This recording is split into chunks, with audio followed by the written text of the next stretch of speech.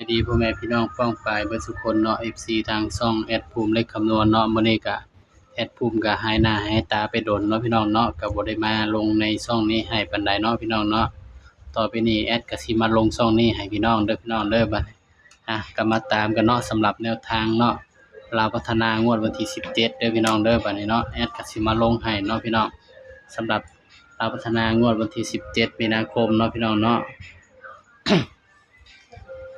ก่อนสิไปลาวพัฒนาเนาะก็มารัฐบาลไทยก่อนเนาะพี่น้องเนาะ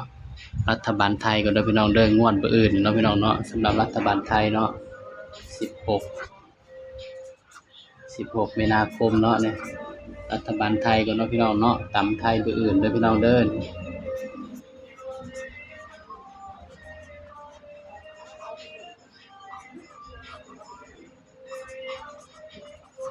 ตำไทยมื้ออื่นเนาะพี่น้องเนาะนี่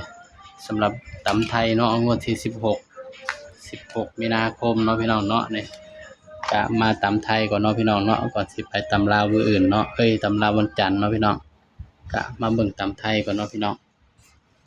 สำหรับตำไทยเนาะพี่น้องเนาะสำหรับตัวเด่นเด้อพี่น้องเด้อสำหรับเด่นเนาะมาภูมิก็ให้เด่นมาภูมิให้เด่นไปที่90นี่เด้อพี่น้องสำหรับตัวเด่นเนาะให้เด่น901เนาะนี่สำหรับตำไทยเนาะให้เด่น901เด้อพี่น้องเด้อนี่บางเทื่อบ่ภูมิเจาะให้มันก็บ่มาเด้อพี่น้องเด้อสำหรับตำไทยเนาะเด่น901พี่น้อง901นะก็มาจับคู่นำบ่ภูมิเนาะพี่น้องเนาะมันบ่ภูมิก็สิจับ9ให้ก่อนเนาะ93 97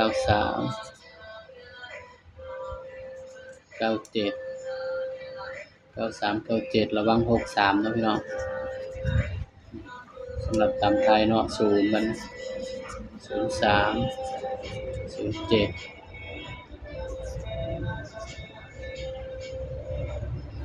07บ่ภูมิเลยเป็น06นำบัดนี้1พี่น้อง13 17 18นี่เด้อพี่น้องสำหรับแนวทางเนาะรัฐบาลไทยมื้ออื่นเด้อพี่น้องเด้อสำหรับเด่นเนาะภูมิให้เด่น1เนาะเด่น1เด้อพี่น้องเด้อเด่น1กับ0เนี่ย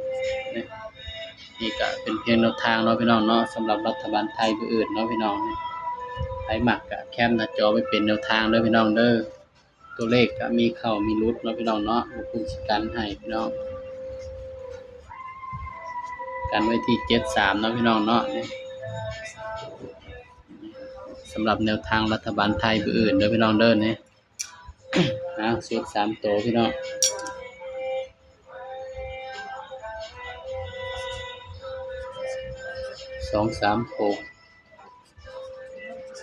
178นี่เด้อพี่น้อง